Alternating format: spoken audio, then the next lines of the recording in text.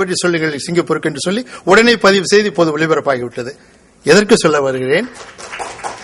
அந்த உணர்வு ஒன்று. இந்த தொழில்நுட்பம் எந்த அளவுக்கு வளர்ந்திருக்கிறது. நாம் இங்கு கோவையிலே இந்த அவையிலே இருக்கின்றோம். இங்கு இருக்கின்ற ஒரு செய்தியை இப்போது அங்கு அத்தனை பேர் கேட்டிருப்பார்கள். சிங்கப்பூரில் கேட்டால் மலேசியாவில் கேட்பார்கள், ஜோகூர் பாரு கோலாலம்பூர் வரைக்கும் கேட்பார்கள். அதை செய்திருக்கின்றேன். ஆக எங்களுடைய செய்தித்துறை ஒரு சிறப்பு வானொலிக்கு என்னவென்றால், தமிழகத்தில் அயல் நாடுகளில் மலேசியாவில் என்று நாங்கள் நிருபர்கள் வைத்திருக்கிறோம். ஒரு இடத்தில் வெள்ளம் அல்லது ஒரு இடத்தில் ஒரு விருது பெற்றுவிட்டார். இங்கு நமது சிங்கப்பூரிலிருந்து நாங்கள் மேலாண்மை பொன்னுசாமி விருது பெற்றுவிட்டார், ஜெயகாந்தன் விருது பெற்றுவிட்டார். எல்லாம் உடனுக்குடன் நாங்கள் எடுத்து உடனுக்குடன் போட்டிருக்கிறோம். அந்த ஒரு சிறப்பு சிங்கப்பூர் வானொலி செய்தி பிரிவுக்கு உண்டு. அது எங்களுடைய முயற்சி, உங்களுடைய ஒத்துழைப்பு என்றுதான் சொல்ல வேண்டும். எங்களுடைய தேசிய நாள் நிகழ்ச்சிகள் நடைபெறும் போது நேரடி வர்ணனை நடக்கும். அந்தந்த இடத்திலிருந்து தமிழில், ஆங்கிலத்திலும் தமிழிலும் நடக்கும். வானொலி தொலைக்காட்சியில் நாங்கள் செய்வோம்.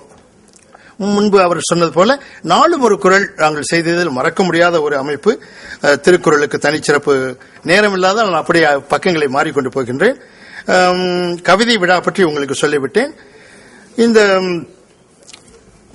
மிக முக்கியமானது தீபாவளி. ஒவ்வொரு பெருநாளுக்கும் சில சாலைகளை அவர்கள் ஒளியூட்டுவார்கள். அந்த ஒளியூட்டு நிகழ்ச்சியின் தொடர்பில் பல நிகழ்ச்சிகள் சிங்கப்பூரில் நடக்கும். அந்த ஒளியூட்டு விழா தான் இப்ப தீபாவளிக்கு என்றால் அங்கு உள்ள ஸ்ராங்கன் ரோட் பகுதியில் மிகச் சிறப்பாக நடக்கும். கிறிஸ்துமஸுக்கு ஆர்ச்சர்ட் ரோட் பகுதி நடக்கும். இந்த ஹரிராயா நோன்பு பெருநாள் சமயத்தில் அங்கு கேலாங் என்ற பகுதி இருக்கு, அங்கு அழகூட்டுவார்கள். சீன பெருநாள் சைனா டவுன் இருக்கிறது. இப்படி பல வகையிலும் உள்ள பகுதிகளிலே அந்தந்த மக்கள் அதிகமாக வாழ்கின்ற பகுதிகளில் சிறப்பாக செய்வார்கள். இலக்கிய நிகழ்ச்சிகள் நிறைய இருக்கின்றன. பொருளாதாரத்தை விளக்குகின்ற வானொலி நிகழ்ச்சிகள் இருக்கின்றன. இவையெல்லாம் நாங்கள் பல ஆண்டுகளாக சிறப்பாக செய்தது. உண்மையிலே சிங்கப்பூர் வானொலி கடந்து வந்துள்ள பாதையில் எங்கள் நாட்டு தமிழர்களின் வரலாறு பொதிந்து கிடக்கிறது. ஒலி களஞ்சியமாக ஒலி வடிவில் ஒளியேற்றப்பட்டுள்ள நிகழ்ச்சிகளை கேட்கும்போதுதான் அதை தெரிந்து கொள்ள முடியும். உண்மையிலே வருங்காலமும் எதிர்காலமும் பற்றி ஒன்று சொல்லி எனது பேச்சை நிறைவு செய்கிறேன். நாங்கள் இருமொழி சமுதாயத்தினராக இருக்கிறோம். ஆங்கிலத்திலும் வல்லவர்களாக இருக்க வேண்டும். சீன மொழியில் படிப்பது அவ்வளவு எளிதல்ல. ஆகவே எங்களை பொறுத்தவரை நாங்கள் தமிழிலும் ஆங்கிலத்திலும் இருக்க வேண்டும். இடைவெளி மூத்தவர்களுக்கும் இளையர்களுக்கும் இடைவெளி, அண்மையிலே வெளிநாடுகளிலிருந்து அதிகமாக வந்தவர்களுக்கும் எங்களுக்கும் இடைவெளி, அதையெல்லாம் சரி செய்ய வேண்டும். என்னென்ன சவால்கள்? எங்களுக்கு சவால்கள் என்று சொன்னால் தமிழ்நாடு மன்னிக்க வேண்டும், உள்ளதை சொல்ல வேண்டும். உள்ளதை சொல்வான் உத்தம பிள்ளை என்ற ஒரு நிகழ்ச்சி மலேசியாவில் நடத்தினார்கள் பல ஆண்டுகளுக்கு முன்பு. அது நான் சிறுவனாக இருந்த என்ன தமிழ்நாடு என்று சொல்லிவிட்டேன். தாய்மொழியோ தாய்நாடோ என்றும் தவறு செய்வதில்லை. நம் தம்பிகளும் தங்கைகளும் தான். வானொலி தொலைக்காட்சியில் தமிழ் பெயர் வையுங்கள். Super ma'am. என்ன ஏன் தமிழ்நாடு என்று பெயர் வைத்திருக்கிறோம்? இன்னும் அது மட்டும் வைத்துக் கொள்ள வேண்டுமா? ஆந்திராவில் பாருங்கள், மைசூர், மற்ற இடங்களில் அவர்களுக்கு உணர்வு நமக்கு வர வேண்டாமா? நமது மொழி நிகழ்ச்சிகளை நமது வையுங்களேன். Super ma'am. என்னங்க சூப்பர் மாம்? சுப்பிரமணியத்தோட அம்மாவா? Super singer. அது சிங்கருங்கிறாங்க. மெகா டிவி அது மகாங்கிற சம்ஸ்கிருத சொல்லி, அது தமிழ் சொல்லுது மாவண்ணா. அதனால தான் நாம் மகாபாரதம் சொல்லுவோம். சம்ஸ்கிருதத்துல மகா வரும். அதுதான்.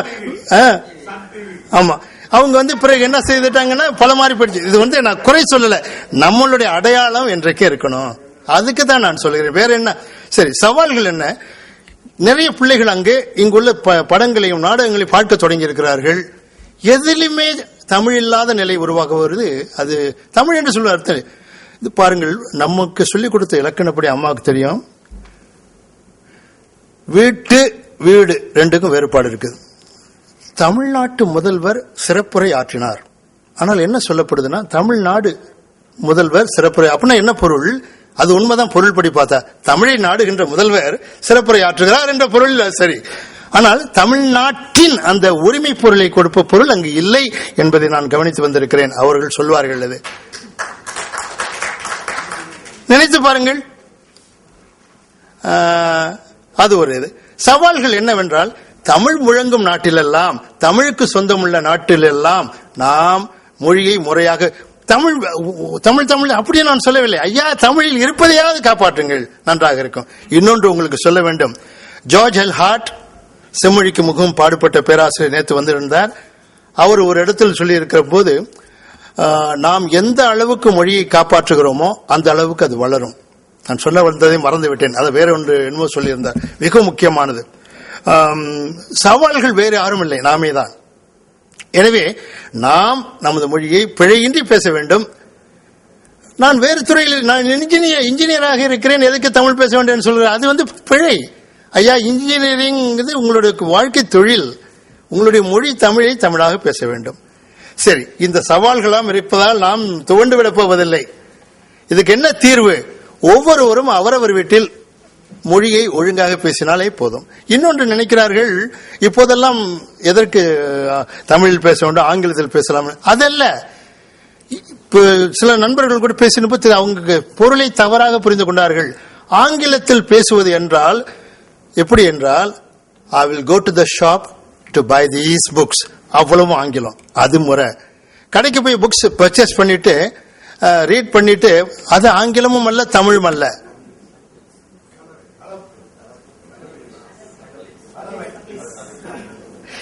ஆங்கிலம் என்றால் முழுமையாக ஆங்கிலமா இருக்க வேண்டும், தமிழ் என்றால் முழுமையாக தமிழா இருக்க வேண்டும், சம்ஸ்கிருதம் என்றால் முழுமையாக சம்ஸ்கிருதமா இருக்க வேண்டும். இதுக்கு ஒரே தீர்வு. அப்படியெல்லாம் நாம் நடந்து கொள்ள மாட்டோம். நம் முன்னோர்கள் நல்ல மொழியை நமக்கு கொடுத்திருக்கிறார்கள். பாருங்கள், ஜப்பானிய ஆய்வாளர்கள் சொல்கிறார்கள், 6வது நூற்றாண்டு வரை உள்ளது அவங்களுடைய ஜப்பானிய கலாச்சாரத்தோடு பொருந்தி வருகிறது, செம்மொழிக்கு ஏற்ற ஒரு மொழி என்று சொல்லியிருக்கின்றார்கள். எனவே என்னுடைய கட்டுரையிலிருந்து முக்கிய கூறுகளை சொல்லிவிட்டு விடைபெறுகிறேன். தீர்வு நம்மை பொறுத்தது. நாம் எந்த அளவுக்கு செய்கின்றோம் என்பது. நான் கட்டுரையில் எழுதியிருப்பதை ஓரளவு நினைவுபடுத்தி விடைபெறுகின்றேன். வருங்காலம் வளமான காலம், எதிர்காலம் சவால் மிக்க காலம். சிங்கப்பூர் தமிழர்களுக்கு, ஏன் உலக தமிழர்களுக்கே மொழி வளர்ச்சிக்கும் பண்பாட்டுக்கும் மக்களின் ஆதரவும் அரசாங்கத்தின் ஆதரவும் இருப்பதால் சவால்களை எதிர்கொள்வோம், சாதனைகளை படைப்போம். வெற்றி நமக்குத்தான். நன்றி, வணக்கம். வணக்கம் என்கின்ற சொல்லை பற்றி சொன்னார்கள். அதற்கு அடுத்ததாக அந்த ஒலி அலை 96.8 சொன்னாங்க. ஏன்னா இப்ப எஃப்எம்லாம் பாத்தீங்கன்னா பேர் சொல்றத விட அந்த ஒலி அலைகளை தான் சொல்றாங்க. அதற்காக அந்த இடத்துல சொல்ல வேண்டியதா இருக்கு. அடுத்து இலங்கை சிங்கை மக்களுக்காக எப்படியெல்லாம் இந்த வானொலி பயன்பட்டு வருகிறது என்பதை பற்றி சொன்னாங்க. சிறுவர் நிகழ்ச்சிகள், இலக்கிய நிகழ்ச்சிகள், மகளிர் நிகழ்ச்சிகள், செய்தி அறிக்கைகள், அப்புறம் கவிதை விழா, அப்புறம் இசையமைத்தவருடைய பெயர்கள். அதற்கடுத்து 1960 சிங்கை வானொலி நிகழ்ச்சிகளை பட்டியலிட்டாங்க. அறிவோமா நிகழ்ச்சி, நினைவில் வரலாறு, மகாபாரத ராமாயண நிகழ்ச்சிகள், அடுத்து பல்வேறு கதைகள்லாம் சொன்னாங்க. அப்புறம் தமிழ் அதிகார மொழியாக இருக்கிறது என்று சொன்னாங்கள். ஏனென்றால் இங்கு நம்முடைய நாடாளுமன்றத்தில் நம்ம தமிழ் பேச முடியல, தமிழ்ல விவாதிக்க முடியல, அங்க செஞ்சுட்டு இருக்காங்க. அது மிகப்பெரிய ஒரு நிலை. அடுத்து இணைய இதழ்களை பற்றி சொன்னாங்க, நாடகங்களை பற்றி சொன்னாங்க. அடுத்து நேர்காணலுடைய முக்கியத்துவம் குறித்து சொன்னார்கள். அடுத்து அண்ணாமலை மயில்சாமி இங்கிருந்தே அவங்கள்ட்ட கேள்வியை கேட்டு அங்க ஒளிபரப்பின செய்தியை சொன்னாங்க. அப்புறம் தீபாவளி ஒளியூட்டு விழா என்பதை பற்றி சொன்னாங்க. அடுத்து கிறிஸ்துமஸ் விழா பற்றி சொன்னாங்க. அடுத்து நாம் எதிர்கொள்ள வேண்டிய சிக்கல்கள் என்னென்ன என்பதை பற்றி சொல்லிட்டு ஒரு நல்ல கட்டுரையை இங்க படைத்திருக்கிறார்கள். நேரம் கருதி அடுத்த கட்டுரை இவரிடம் கேட்க வேண்டிய கேள்விகளை எழுதி வைத்துக் கொள்கள். அடுத்து இந்த அமர்வு முடிந்த பின் கேட்கலாம். அடுத்த கட்டுரையாளரை இப்பொழுது அழைக்கின்றேன். அடுத்த கட்டுரையாளர் எம் துரைராசு அவர்கள். மலேசிய தமிழ் தகவல் ஊடகங்களில் தளராத சமுதாய தேசிய பணிகள் என்பது அவர் இங்கு வர முடியாத ஒரு நிலையின் காரணமாக